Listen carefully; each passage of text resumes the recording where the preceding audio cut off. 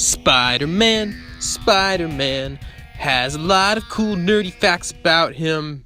Man, this intro isn't working. Let's just jump right into it. Spider-Man was created by Stan Lee and Steve Ditko in 1962 for Amazing Fantasy number 15.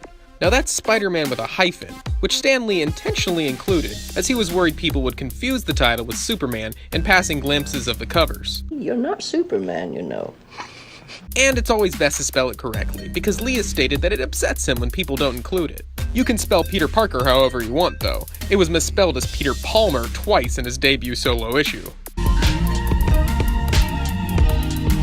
When Spider-Man was first pitched to the Marvel Comics publishers, Lee was told the character would fail, as people didn't want to see teenage superheroes, nor did they like spiders. Luckily, he went ahead with the character, and his first appearance became one of Marvel's highest-selling comics. 3 years later, an Esquire poll revealed that college students ranked the Hulk and Spider-Man alongside Bob Dylan and Che Guevara as top revolutionary icons of their time. You mess with mine, you mess with New York! You mess with one of us, you mess with all of us! Interestingly, Spider-Man's powers were not inspired by actual spiders, but rather a common housefly. Lee initially only thought up a character who could climb up walls, and ran through several bug-themed names, from Insect Man to Mosquito Man, finally landing on the far more dynamic Spider-Man. Still, one has to wonder how the character would have turned out if he had gone with The Fly.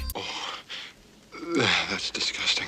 Since Lee was seemingly against giving Spider-Man web powers, the one ability spiders are actually known for, Lee gave him web shooters, capable of holding 120 pounds per square inch of webbing, but only lasting about 2 hours before dissolving.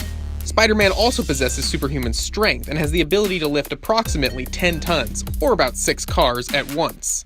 This means he has to actively hold back to avoid killing the criminals he pummels on a daily basis. That's not to say his initial wall-crawling ability is useless in a fight. On very rare occasions, he's been known to use this ability offensively, sticking to and then ripping the skin off of characters like Norman Osborn and Sasha Kravinoff.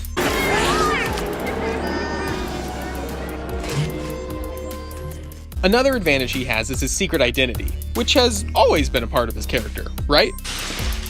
Actually, just 12 issues after his debut appearance, Spider-Man's secret identity was revealed to the public by Dr. Octopus. However, no one could accept that a wimp like Peter Parker could be a superhero, dismissing him as an imposter. Some Spider-Man storylines are just as iconic as his powers. One that most fans are familiar with is the infamous Black Suit.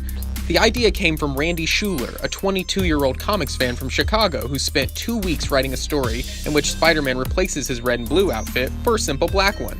Marvel's editor-in-chief bought the story for $220. Even more iconic is The Night That Gwen Stacy Died, which premiered in 1973. While fans debated for some time whether the Green Goblin actually killed Gwen Stacy before she's thrown off the bridge, or if Spider-Man killed her by catching her with his web, it was confirmed on the letters page of The Amazing Spider-Man 125. Quote, "It saddens us to say that the whiplash effect she underwent when Spidey's webbing stopped her so suddenly was in fact what killed her." After the storyline premiered, Stan Lee promoted his intention of bringing her character back soon after. 40 years later, the character has yet to return in Marvel's main continuity, as her death is regarded as one of the most significant moments in Marvel's history. That being said, the writers weren't above minding the Gwen Stacy story in other ways. The story arc Sin's Past reveals that Gwen Stacy cheated on Peter Parker and had twins with Norman Osborn. The boy sibling, Gabriel Stacy, is now a rapidly aged adult superhero who suffers from split personality disorder. While his felonious personality causes crime, his heroic alter ego, American Son, fights to stop himself. The writer of the story immediately regretted it and tried to have it retconned, but Marvel refused, and now we're stuck with it. How's that sound, Tiger? But that wasn't the first time the Spider-Man comics veered into weird territory. In 1976, Planned Parenthood teamed up with Marvel to publish an issue of The Amazing Spider-Man that would promote safe sex to teenagers.